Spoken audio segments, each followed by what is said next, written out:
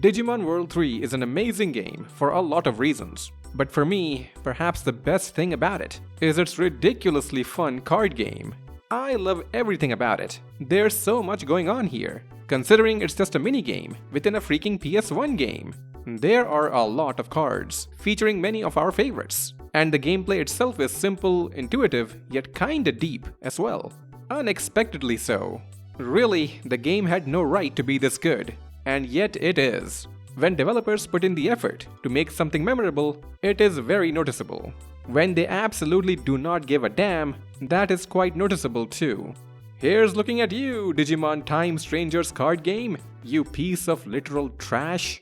Anyway, gameplay aside, even collecting the cards can be a heck of a good time. You can get booster packs by defeating other tamers, but the fastest way to get them is to butcher some cardmon. They can be found while fishing or while kicking trees. Oh yeah, kicking trees until you lose all feeling in your legs. Now that's what I call putting the F in fun. After fishing or potentially breaking your legs, you'll be able to get some sweet boosters and enjoy the thrill of cracking packs without having to gamble your life savings away like you'd have to do in real life. But even if you kick every tree in this world, even if you slaughter every freaking cardmon in the entire game, there are a few cards that you will never be able to find. These incredibly powerful cards are so game-breaking that they were hidden away in strange, convoluted places, out of reach for everyone.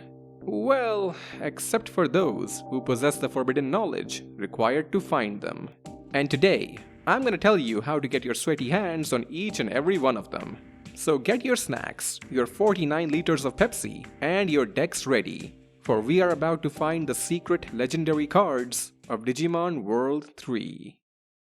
Okay, first, let's talk about how this game works. There are two types of cards that your deck or folder is made of: Digimon cards and program cards. For Digimon, all of the main stages or levels are present, so there are rookies, champions, ultimates, and megas. The higher the level, the more difficult they are to summon. We'll talk about that more in a moment. Program cards can be very versatile. Some allow you to search your deck for specific cards that you need, while others allow you to interact with your opponent by getting rid of their Digimon or stopping them from doing something that you don't want them to do. For such a simple game, there can be quite a bit of back and forth interaction. Now, let's see how a card battle plays out. As the game begins, both players draw 6 cards. During the first phase of the game, only program cards can be played, ones that either interact with your opponent's hand or deck or with your own. Digimon Charge, for example, is a card that allows you to search your deck for any Digimon and add it to your hand. This card can and should be played in this phase. Now, you may have noticed these cubes near the bottom of the screen. They keep track of how much energy or power you and your opponent have for each color. You see, every card in this game has a color associated with it. So a card could be blue, black, white, green, or red.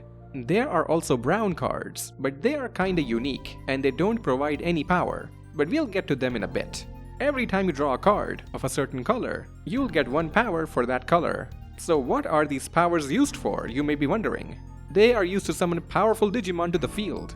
After the initial phase is done, we move to the summon phase. Here you can summon as many Digimon as you want, as long as you have the required amount of power to pay for them.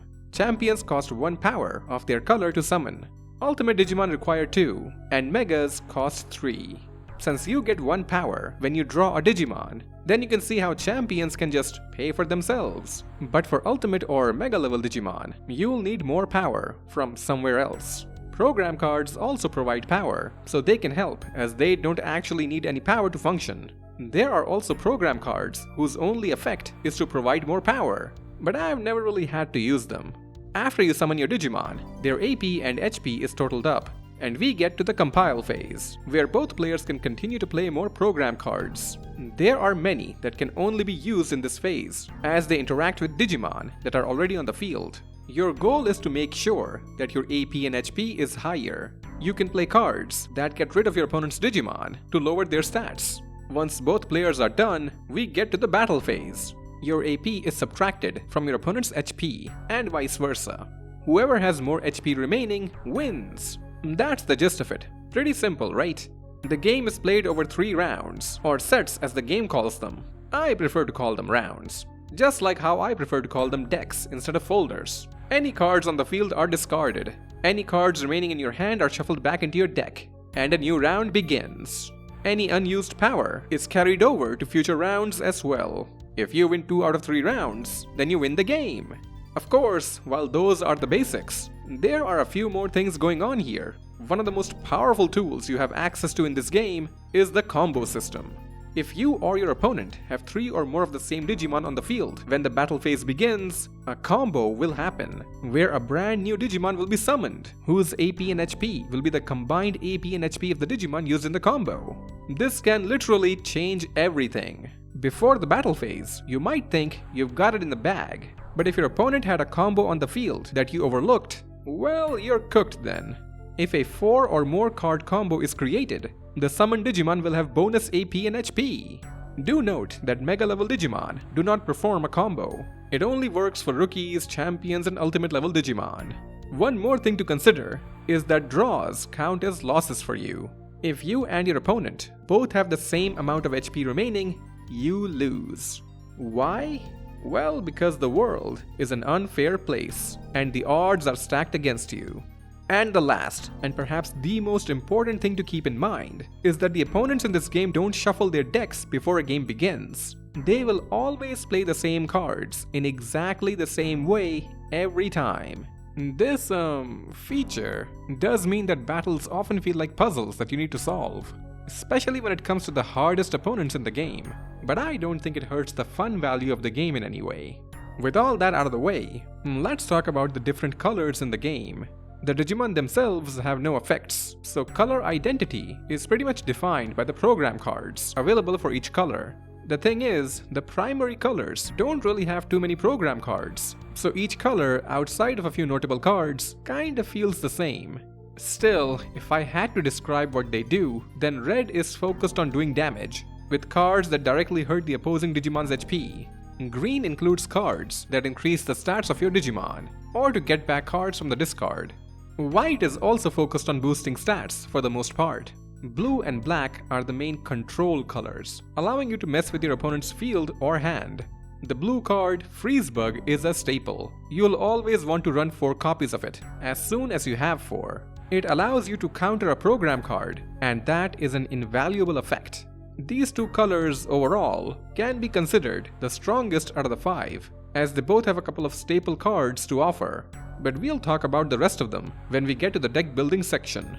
Now, about the brown cards. Most of the program cards in the game are actually found in this color, and they usually offer good effects that everyone would want, such as Digimon Charge, which searches for any Digimon. They tend to be useful for pretty much any strategy, so you'll probably rely on them quite a bit, especially early on. The brown Digimon though are quite interesting. They do not require any power to summon, which is pretty bizarre. Sure, they tend to have lower stats compared to the same level Digimon from the other colors, but the fact that they're free is crazy. Because you could, if you wanted to, stick a bunch of ultimate and mega level brown Digimon in your deck and just vomit them onto the field without a second thought. That would absolutely work really well too. The game did try to balance this a bit, as there are cards that can be devastating to decks focusing on brown Digimon, but so few opponents have them that it doesn't become much of a concern. I never truly understood why the developers thought having brown Digimon be completely free was a good idea, but you don't have to use them if you don't want to. Anyway, as you go through the game, you'll continue to get access to better booster packs by beating stronger opponents or beating up stronger cardmons by kicking superior trees. Yeah, the trees you find later in the game are simply built different. And as you open higher numbered packs, you'll get access to stronger Digimon and program cards. The progression system here is actually quite similar to a typical JRPG, in the sense that the equipment, or cards in this case, you get later in the game are stronger than the ones you used to get before. When it comes to program cards, there are a couple of exceptions, such as Charge Terminal, which you do get access to relatively early. What does this card do? It actually took a really long time for players to figure out the effect. It allows you to draw 2 cards from your deck. You should absolutely be greedy and include 4 copies of this in every deck you make. Digimon Charge and Program Charge are acquired pretty early on as well. Both are quite viable even later on, although the Program Charge is more useful. For the majority of the game, if you just want to play casually, you can build all sorts of funny, interesting decks, as the opponents you'll face aren't that strong. In terms of deck building at the casual level, you would probably want to stick to a single color, as it will make higher level Digimon easier to summon. You should avoid rookie Digimon after a while though. They are simply too weak, and having more versatile program cards or stronger Digimon would be a better way to go. But if you love Gaburimon, then who am I to stop you? Go ahead and make the most obscene Gaburi gaming deck that you can make. Live your Gaburi dreams to the fullest. Make your opponents cower in fear of your somewhat creepy devotion to the Gaburi gang. Now, before we can begin the quest to find the legendary cards, we do need to do a couple of things first. There are 2 key items that need to be acquired. We can try to get the first one as soon as we have access to Submarimon. You see, the tamers you meet during the game aren't the only ones you can deal with. In the Divermon Lake area, you can call Submarimon here. This narrow path will take you to a wonderful place, Dual Island. Here, you can card battle against Divermon. Each of them focuses on a single color. They aren't particularly challenging, but you do need to have a half-decent deck to beat them. Beating up the Cardmon in the west sector should get you the cards you need to do well here. Try to keep your strategy simple. Trying to go for some combos is a good idea, especially if you can use white or green program cards to increase the AP and HP of the Digimon in the combo, because that will increase the stats of the Digimon summoned too. You don't really need to be too clever. The Divermon aren't that good at the game, at least right now. After beating King Divermon, you will be awarded the Asuka Trophy. It apparently can only be produced by the king here. That really makes me wonder, which end of King Divermon is this trophy produced from? Best not to think about it. For the next key item, you have to wait till you get access to the Amaterasu server. This would be around the halfway point of the main story. This place is essentially a copy of the Asuka server, except with a darker color scheme. You can visit Divermon Lake here as well, and get yourself to the creepier version of Dual Island. Here, all the Divermon have been replaced by Etimon. How tragic. But apparently, the Etimon are better at the game than the Divermon. That is strange, considering how tied to the card game the Divermon appear to be. They're the only ones who can even open the booster packs in the game, which in itself is weird, I suppose. Anyway, the Etimon are a step up, difficulty-wise, from the Divermon. But as long as you've updated your deck with the booster packs found in the server, then you shouldn't have too many problems. You will, however, eventually hit a roadblock, as this Etimon will refuse to battle you because a Black Agumon took his mic. Yes, that means we have to go and get it. In order to continue, we do need to get access to Digimon first, which will allow us to explore the amazing underground. Ah yes, the underground. For some people, it's their favorite part of the game. Those people are probably insane, because the underground is a horrible, horrible place, full of pointless dead ends and long winding pathways that will confuse and disturb you if you don't know exactly where you're going. I've heard of people who stopped playing the game altogether once they started getting lost in the underground. So yeah, it's hell, but we can't avoid it. Now, to find that Etimon's mic, we have to go to this particular hole near the jungle grave and summon Digimon. Once inside, we basically just need to keep going straight up and stay a bit to the right. This one is a rather straightforward path, so it's unlikely you'll get lost. Eventually, you'll hit a dead end and find a Black Agumon there. Apparently, he's part of a group called the Black Kings with a Z. Wow, now that is a name. You'll have to card battle him to get more information. His deck is called the Black Fake Folder? What the heck is that supposed to mean? Now, you probably should prepare a deck specifically for this fight. Ideally, you should have a black deck with lots of Digimon. You'll see why soon enough. I always want to win with my favorites, but you don't have to do that. The Black Kings are no pushovers, you see.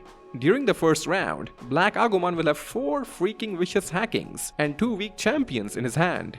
Vicious Hacking allows them to get rid of a card from your hand. The AI does have a priority system in place for what card they will pick.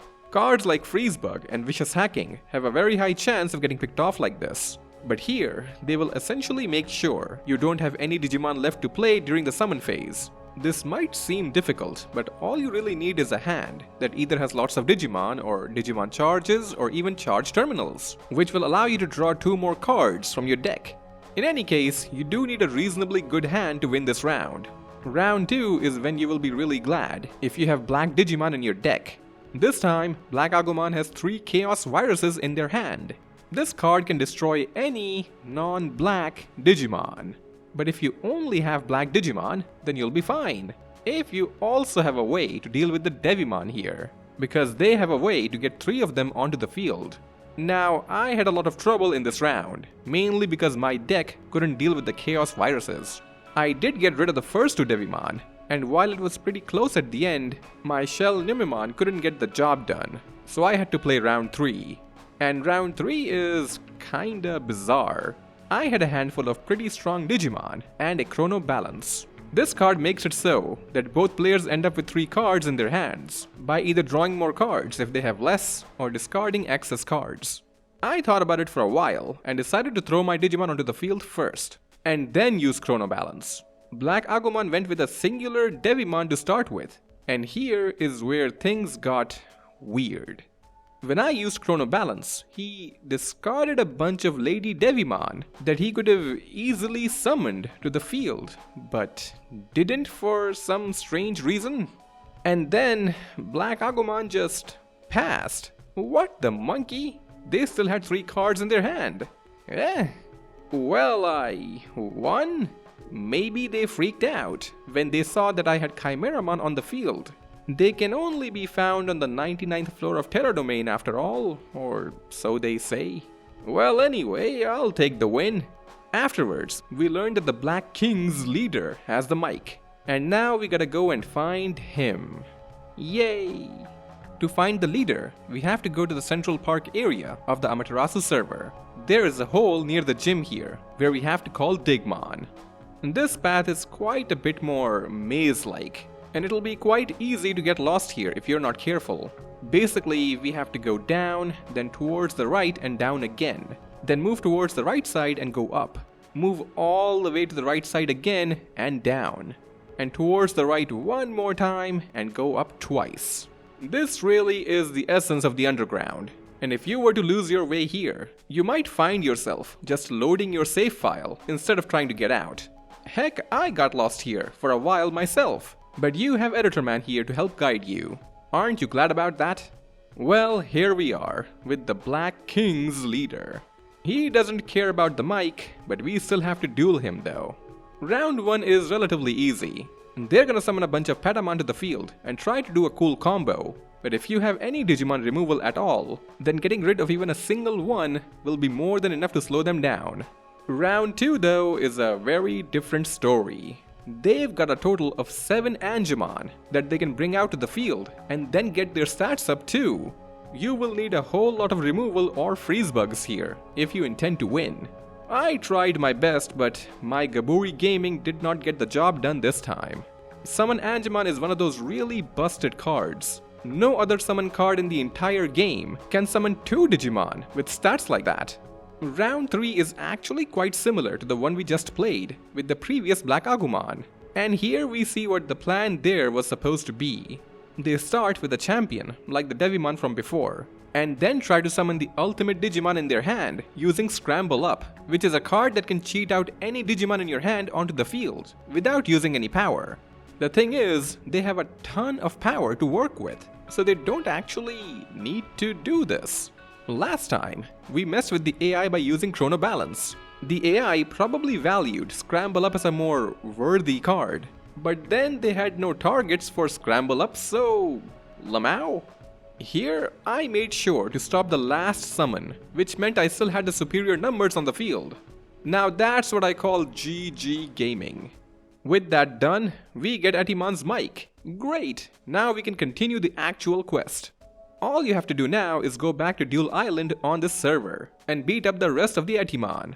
They're no tougher than the 2 Black Agumon we just faced, so you shouldn't have too much of a hard time if you were able to beat the Black Kings. Even King Atimon isn't all that tough, to be honest. And after beating the king, you'll receive the Sun Trophy. With both trophies in hand, we are ready to proceed. Here's a fun fact before we go further. The Divermon in the Asuka server, as well as the Atimon here, can all be fought again. They will now have a much scarier deck though. Way nastier than the ones they used before. You might want to wait for now, before taking them on. You don't actually get anything for beating them the second time, but they can be a worthwhile challenge for later. At this point, it would be wise to spice up your deck if you haven't already. The opponents we'll be facing to get the legendary cards can be quite tough to deal with if you don't have the right tools. While there are a variety of decks that can be viable, I think there are 4 cards that you'd want to include in any deck you build. Control Parts allows you to just take one of your opponent's Digimon. This is the best form of removal in the entire game, as not only does it get rid of a threat, it can also boost your numbers up too. This card allows you to run less Digimon in the deck if you want to do that. Freeze Bug is a necessity. It's just incredibly useful all the time. Deceive Cloak is amazing, as it allows you to search your deck for any card.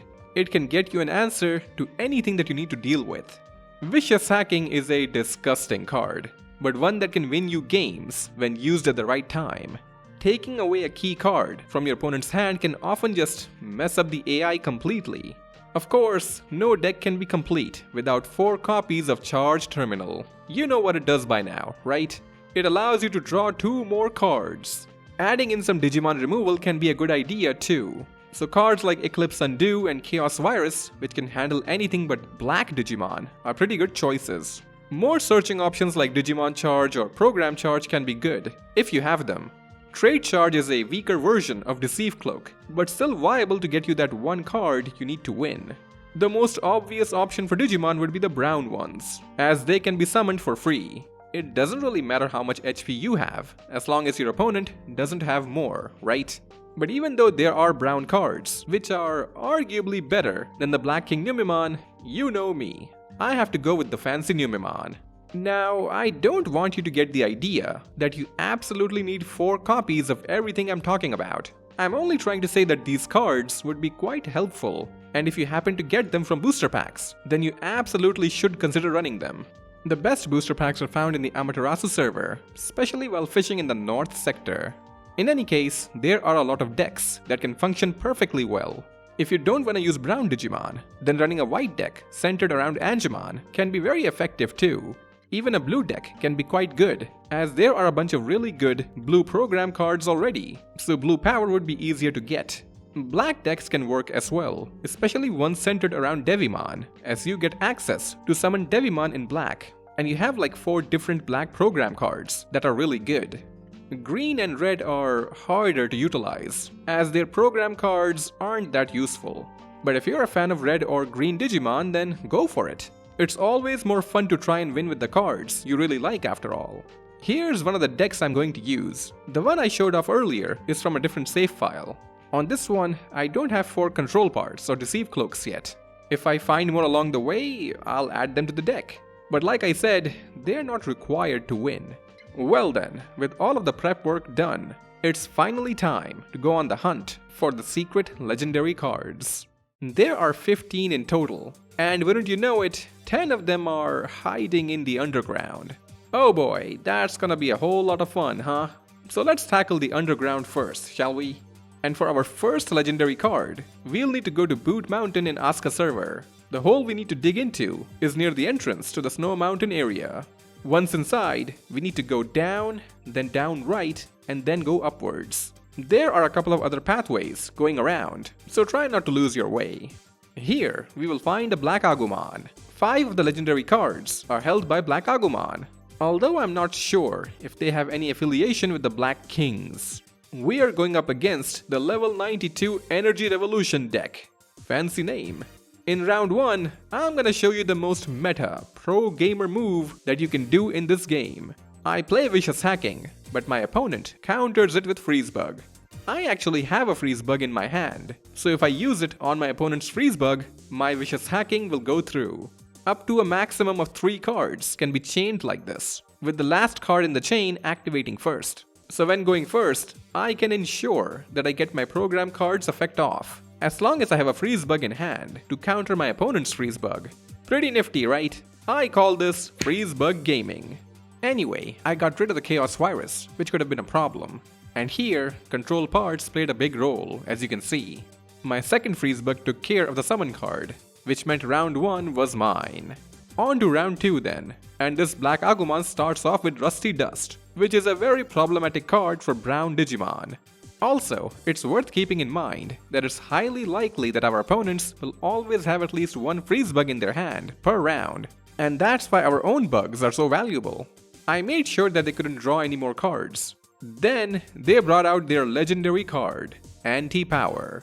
This reduces all power on both sides to 0. Not really a concern for us though. Our deck doesn't need any power to function. After that, I used 1 trade charge to get 1 more Freeze Bug, and the other to get my ever-faithful Black King Numemon. Because they used anti-power, they couldn't summon anything at all. Kinda shot themselves in the foot there, I guess. And by stopping their blazing chaos, which would have taken out my slimy friend, I made sure that there was nothing else that they could do. For winning, we get anti-power. Honestly, while this seems like a strong effect, I've never really cared much for it. The poop artwork is interesting though, for an effect like this. Is this the ultimate poop hell in card form? Alright then, for the next one, we have to go to Asuka Server's Noise Desert. The hole we need to dive into is quite close to Byaku City, so that's nice. The path here is pretty simple to navigate. All we have to do is go straight up, so we just have to keep moving forward until our enemies are destroyed. At the end of the path, we'll find another Black Agumon. It's time to duel. This one has the level 92 counterattack folder. I went with my silly white deck for this one, for the love of Anjivumon mostly, and not because I'm racist. They do have a Freeze Bug in their opening hand, as expected, but I had the ability to do some Freeze Bug gaming to bait it out. Their round 1 hand is not that great, to be honest. There's only 1 strongish Digimon here. The rest of them are pretty terrible. You can literally win with just about anything here. That Elekmon combo isn't threatening anyone. Moving on to round 2. Unfortunately for them, I had the deadly Vicious Hacking and Freeze Bug combo again, so it was time for some more vicious Freeze Bug gaming. Their round 2 hand is pretty atrocious too. They do have 1 more Freeze Bug in hand, which is cool, I guess. The charge terminal is the only awkward thing here, and after Vicious Hacking takes that away, they don't really have anything else. Well, except a summon Patamon to support their Yanmamon. Like I said before, getting rid of a key card through Vicious Hacking can often leave the AI defenseless. This is definitely one of the easiest battles, if you use Vicious Hacking at the right time, combined with some Freeze Bug gaming. For winning, we get the secret card, Fortune Gate. Anti-power may not have seemed all that great, but this one is absolutely fire. Let the opponent summon whatever they want, then just use this with some Freeze Bug gaming and laugh in their face. A very naughty card, indeed. We don't have to travel too far for the next one. In the South Badlands of the Asuka server, this is the hole we want, the hole we need to go inside. In here, we need to go down, then down right. After that, we have to go up, then up 1 more time. Look at that, 1 more Black Agumon waiting for us. I do wonder why they're all here in these tiny rooms all by themselves. It's kinda weird, right? This one has the level 92 Bombard folder. I went with the red deck this time, which features the Guilmon line, in honor of my hardcore playthrough of Digimon World 3. The typical red program cards aren't ideal, as they can't take care of opposing Digimon all that well. One of them deals 15 damage to all Digimon, including mine. The other does 30 damage to one. With some Freeze Bug gaming, I thought I had this. But then, Black Agumon pulled out his secret legendary card, Desire Access. If you've ever played the Pokemon TCG, this might remind you of the Professor Oak card from that game, just with 6 cards instead of 7. Anyway, after they got a whole new hand, there wasn't anything I could do to protect myself. That Desire Access is a real pain if it goes off. My round 2 hand was looking pretty decent. No vicious hacking, but we can't have that every game after all. Black Agumon tried to use Equally Cycle, which can get any card from the discard back to hand. I tried to bait out the freeze bug by targeting Shogun Gekkomon, which did work. I thought they had probably gotten back Desire Access, but no. Apparently, they took back freeze bug, which blocked my fire cannon. I think I should have used my own freeze bug here, but I had a feeling that it wouldn't be enough anyway. They still had something in their hand. So I ended up losing 2-0. Oh well, let's try again. This time, I had a much more comfortable hand to work with. While I only had XVmon on the field, I did have some control parts, which I was able to activate after some freeze bug gaming. They did use Desire Access again, but I allowed it, cause I had a plan.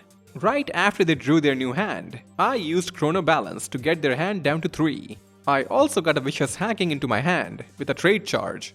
They boosted their weak champion with Gold Aura, but that obviously wasn't enough to win. So they tried to scramble up and cheat a strong Digimon out.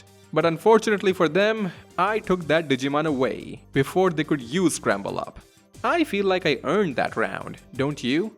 Round 2 was a bit of a wash though. I had some strong Digimon in my hand, but I didn't have enough stuff to deal with whatever my opponent was planning. So I decided to save my red power for round 3.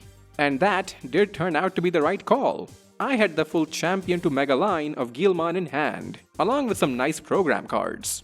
They tried to boost their numbers with Gold Aura, and I responded with Eclipse Undo to get rid of their Black Imperial Dramon, to which they responded with Deceive Cloak. What the heck? I guess they didn't have a freeze bug in hand. That meant my Vicious Hacking went through unopposed, and I took care of their Equally Cycle, before that led to any degeneracy. With that gone, all hope they had of winning was gone as well. And as for the prize, we now have our own Desire Access. This is definitely one of those put this in every deck kind of cards, I would say. Simple but very effective. Next, we have to head to the Pluck Cape in Amaterasu. There's a hole near the entrance to it, which we need to dive into. In here, we need to go down, then straight down again. After that, we have to move to the right and then up. And then finally, go up one more time. This is where our next Black Agumon is hiding.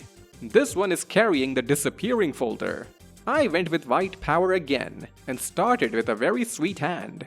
It's not all needed here though, because in round 1, this Black Agumon throws out a bunch of really weak Digimon. Like wow, that is sad. The Fire Cannon wasn't enough to put down my Imperial Dramon. And that's all folks. Super easy, am I right? I just needed one Digimon to win. Round 2 though is when this Black Agumon wakes up. I got the coveted Vicious Bug Gaming combo, but their hand in round 2 is truly disturbing. 2 terminals, a Vicious Hacking, and their secret card too. Delete Matrix is essentially a field wipe. I took that away because I thought that was the biggest problem at the moment. Then they proceeded to draw a whole bunch of cards, and I went and used my Deceive Cloak to get one more control parts. Fortunately though, they only got a couple of Digimon and Scramble Ups with their terminals. All I had to do was take one of their Digimon, and that was it. I ended up with more HP pretty easily. GG-easy. I do get why they had so many Scramble Ups though. They intended to destroy the field and then summon some strong Digimon. We were just a few steps ahead. Delete Matrix would work really well with Summon Angemon or Devimon decks, I'd say. Using Scramble Up is too much work, in my opinion. Time to head to the Amaterasu Boot Mountain. The hole you need to thrust yourself into is near the Snow Mountain entrance. Once you find yourself deep inside the hole, go down, then down one more time. Then head left and then up again. This path will lead you to the 5th and final Black Agumon. He has the miserable folder, and you'll see why in a moment. I began round 1 with a few members of the Numi Gang and some control parts. The Numi Gang is always looking to make some new friends. They spend a few turns to draw a bunch of cards before pulling out the most miserable card in the entire game, Misery Gate. It allows Black Agumon to discard any 3 specific cards from my deck. And of course, to no one's surprise, they discarded my freeze bugs. Truly degenerate behavior. But they were about to take their degeneracy to a new level by getting the Misery Gate back from the discard. Now that's just wrong. My vicious hackings are gone too. But oh, they are not done. They were intent on making me as miserable as possible. My remaining vicious hackings were gone too.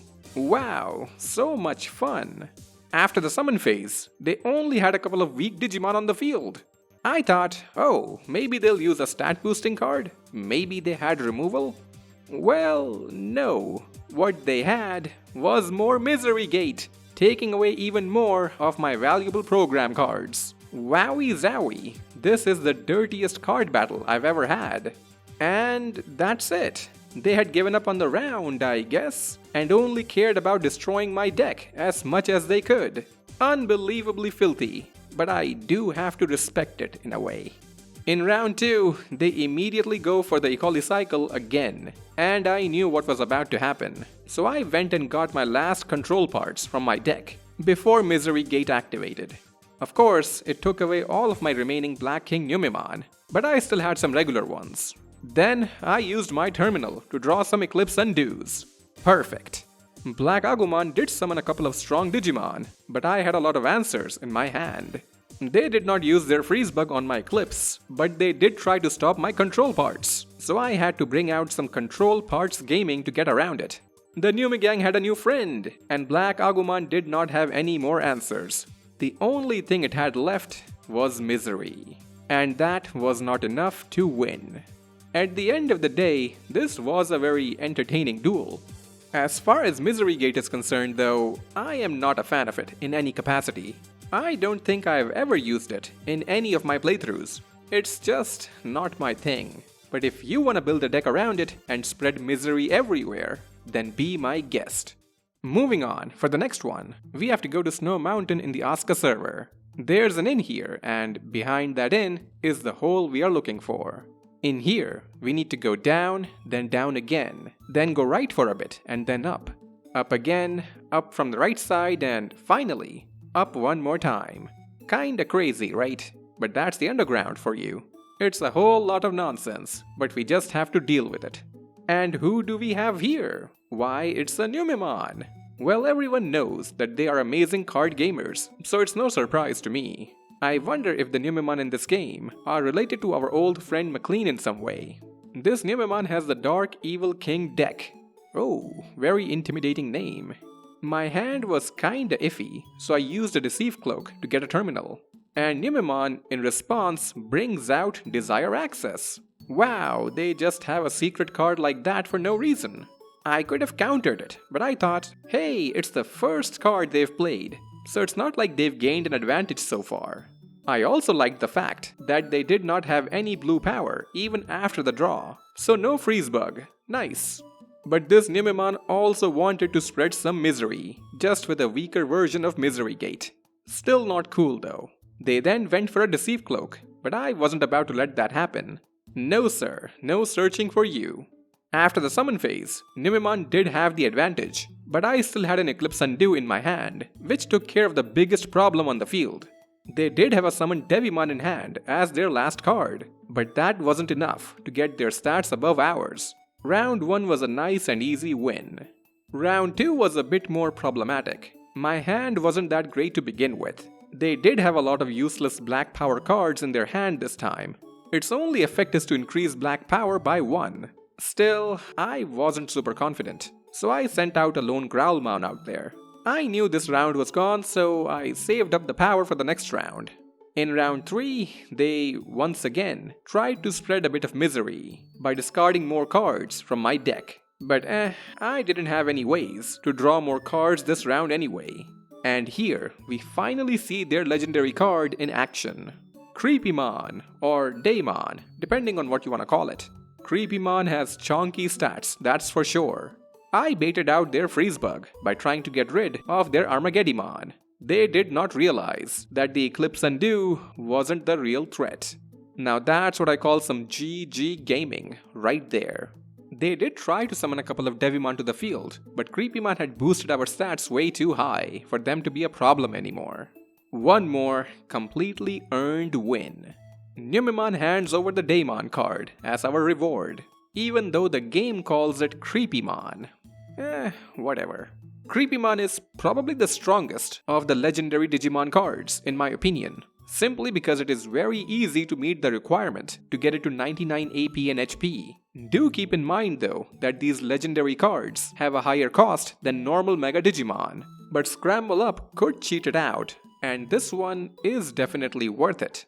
Our next hole is nearby. We have to go to Freeze Mountain, which is literally the next area after Snow Mountain. The hole is close to the entrance to the next area, so it's pretty easy to find. The path inside isn't too complicated either. We have to go down and then go left, then go up again, and finally up one more time.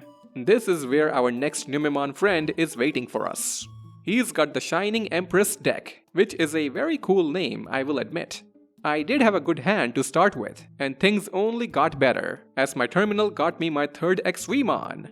This Numemon was all about white power. I guess it's kinda the opposite of the last one we faced. But seeing as they did not have any blue power, I used a trade charge to get a Vicious Hacking into my hand.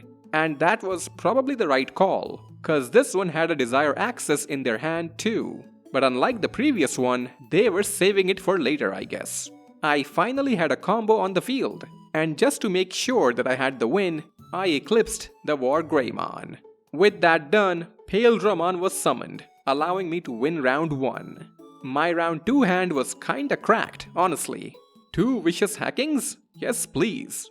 After some vicious gaming baited out their freeze bug, I took a look at their hand and, well, besides the terminal, everything else was not a problem really. I still had my own terminal to work with, and that got me a control parts. We were ready to go. They did summon a couple of Angemon to the field, but my nicely timed control parts got the job done. We never got to see their legendary card, but what can I do? We are here to win them, not see our opponents use them to beat us. For our overwhelming victory, we get the legendary card, Rosemon 2. It is probably worth it in an Angemon deck, but it's much harder to make use of compared to Creepymon, in my opinion. You would need a full field to get Rosemon 2 to 99 AP and HP. On a side note, I do wish we could see the artwork better in this game. It's pretty much impossible to appreciate cards like Angevomon and Rosemon like this. Oh well, I'm still hoping for a modern remake one day. Here's a fun fact. There are 5 secret Digimon cards, and they're all held by Numemon. I guess that's because Numemon are considered by many to be legendary Digimon too. Anyway, we're heading to Boot Mountain in the Amaterasu server next. Near the entrance to Kulon Mine, there's this ledge we can jump down from. This right here is the next hole we care about. Once inside, we have to go down, then towards the left and up.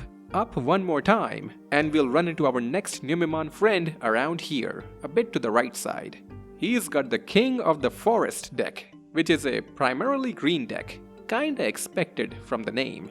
I literally had no Digimon cards in my opening hand. In fact, even after using a terminal, I still didn't draw into any Digimon at all.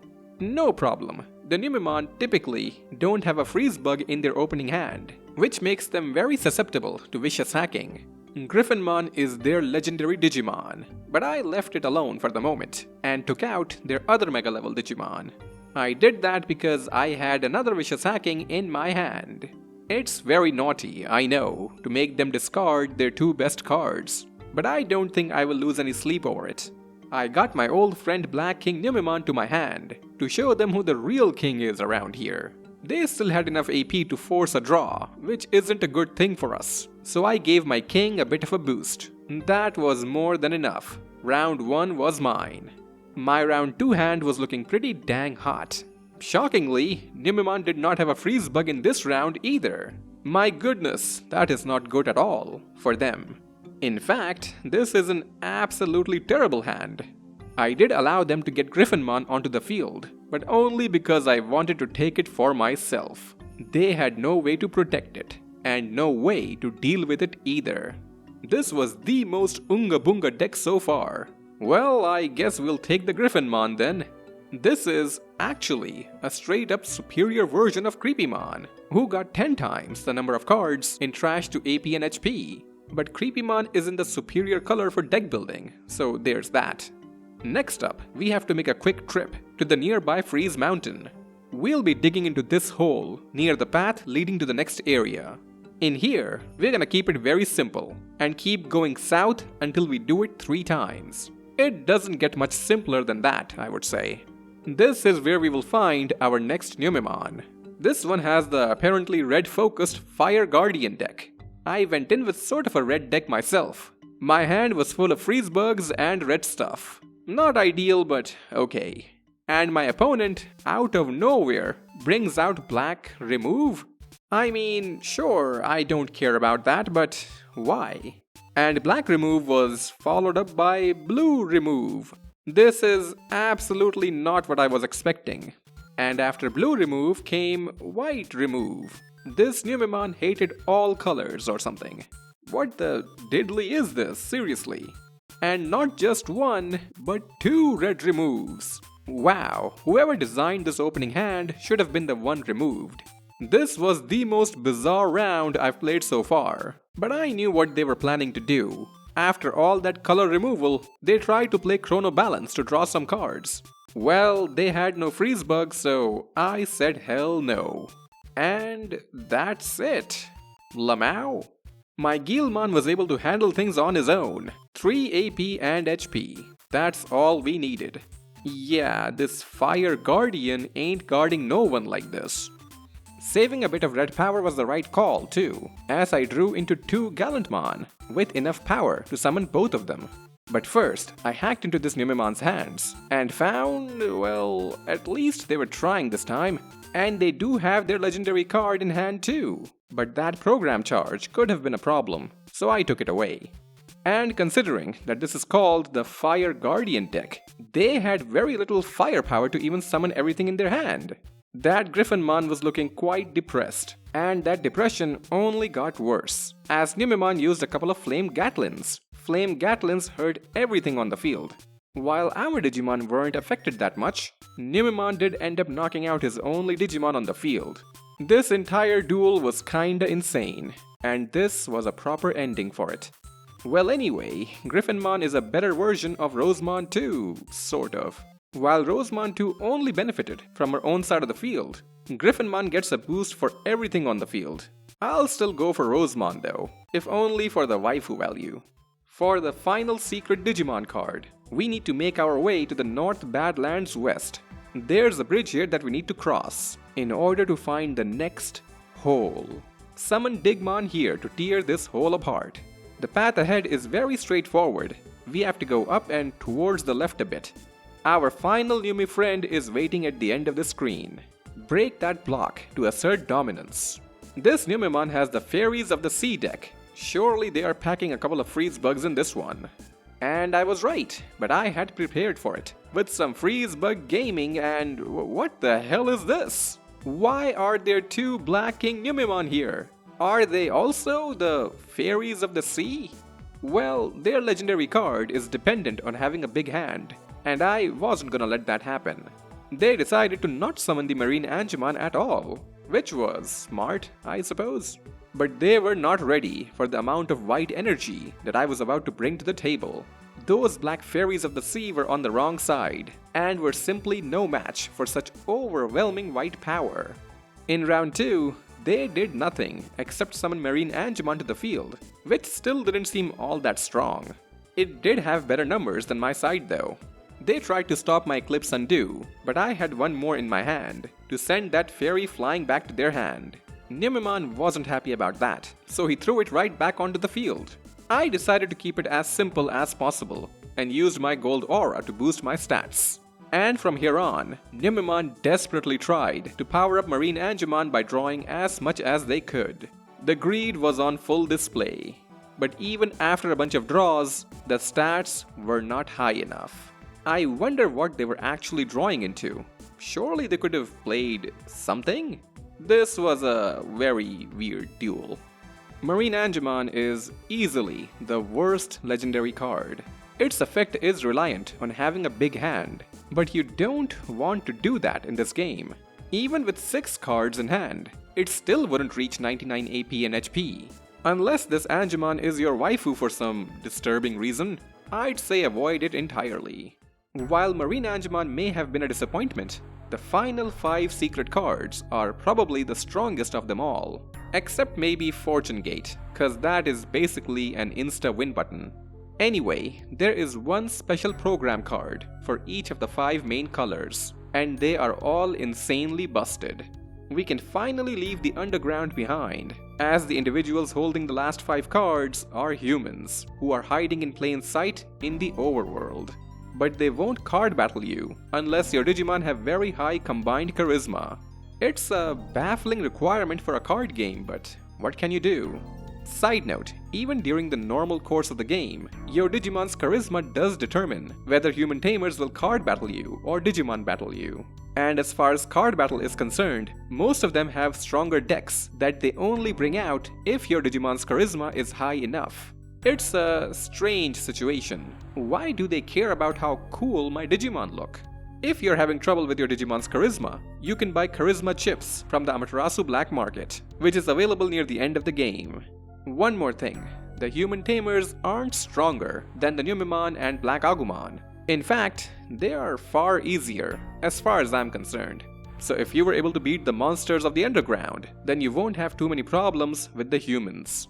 Now then, let's find those last 5 cards. All of them are found in the Asuka server. For the first one, we have to go to Tranquil Swamp. The old woman here, Tamer Jessica, is the one we need to talk to. She's got the Burning deck. Okay, that's certainly a name. I used my terminal right away, which got me a bug and a cloak. Jessica did some silly red power shenanigans, which weren't exactly game-changing in any way. She did try to use a terminal of her own, but I said no. I had control parts in hand, so I summoned more conservatively. And she brought out 2 rookies. Amazing! But then, Jessica played her legendary card, Volcanic Cannon, which does 60 damage to all non-red Digimon. Yikes, my Numemon were not red, unfortunately. But all I had to do was take her Vmon, which had 1 more AP and HP than her Guilmon. With that brilliant, meta-defining move, I was able to win with 1 HP, all according to plan. My round 2 hand was crazy. 2 vicious hackings, and she had no freeze bugs. That's gonna hurt. Jessica had 2 freaking red removes in hand. Who designed this, man, and why? The red removes aren't even red cards. Oh well, I got rid of the terminal, and then her fighter mode as well. She brought out Omnimon and Gallantmon against the Nume gang, who were more than happy to make a new friend. And of course, Omnimon was never gonna say no to their friendship. GG, quick and easy. Volcanic Cannon has been acquired. It's a field clear for red decks. 60 damage would KO almost every Digimon. But it's in red, so they can use all the help they can get. Next, we gotta go to the Wire Forest entrance, where Tamer Mitch, the future server champ, is hanging around. He's not like all the other guys though, so we better watch out. The Mother Nature deck is what we're up against here. Similar to Jessica, Mitch doesn't want anyone else to have green power, which would be a problem for someone who needed green power. Which we don't, so cool. This is a very similar round 1 to the one we just played. Mitch throws out a bunch of weak rookies, and then brings out Wheeled Aura, which would have boosted them significantly if it had gone off, that is. Since it didn't, the rookies had to try and take on my Black King Numemon on their own. They failed, obviously. Round 1 goes to us. I drew into Vicious Hacking for round 2, and you know what that means. That Ecoli Cycle was definitely there to bring back their Wheeled Aura, but they are not gonna be able to Aura farm today. A couple of Black Kings were able to easily take care of business. Feels a bit like a speedrun, doesn't it? He gives us the Wild Aura, which I really do think is supposed to be the name of the card. In any case, definitely a crazy strong card, even with only a few Digimon on the field. And Equally Cycle being green too means you can kinda reuse this even in an all-green deck. Amazing card. Must have for vegans and people who like to fondle trees or something. Next, we have to go deep inside the Kicking Forest, where Old Man Bob is hiding in a secluded corner, waiting for young tamers to seek him out. That's a bit concerning, so let's duel him quickly and get out of here. The old man has brought his veteran deck, and my starting hand had 3 freaking control parts. This'll be fun. I summoned my Gallantmon, as Bob threw out some weak rookies. But Bob wanted to get his nasty hands on my Digimon. To save Gallantmon from a terrible fate, I took him back. But Old Man Bob wasn't about to let my Gallantmon get away so easily. Well, 2 can play at that game, so I took my Digimon back immediately. And I guess Bobby had had enough. If he couldn't have my Gallantmon, then no one could. I had no freeze bugs to stop that, but I did have one more card to play. With Renamon on my side, I was able to win. An insane round, for sure. My round 2 hand was looking very spicy. It was time for some vicious bug gaming. Bobo's freeze bug wasn't enough to stop my vicious hands from taking his terminal. With it gone, all I had to do was get some of my fancy Digimon into my hand. He summoned a Sakuyamon and Canondramon, but I had a bunch of Black War Growlmon and a Gallantmon. Bobo had no answer to that. GG Gaming for the win. Fortunately, Bobby doesn't try anything funny and gives us the Tidal Wave card. It's the Ultra Eclipse Undo, which bounces everything besides Blue Digimon back to hand. Blue already has some amazing cards, and this just makes Blue even stronger. Now, we're heading to the Mirage Tower in the West Sector. Tamer Nakano is the one to talk to. He is a programming maniac, whose deck is called the Program Maniac. Sounds about right.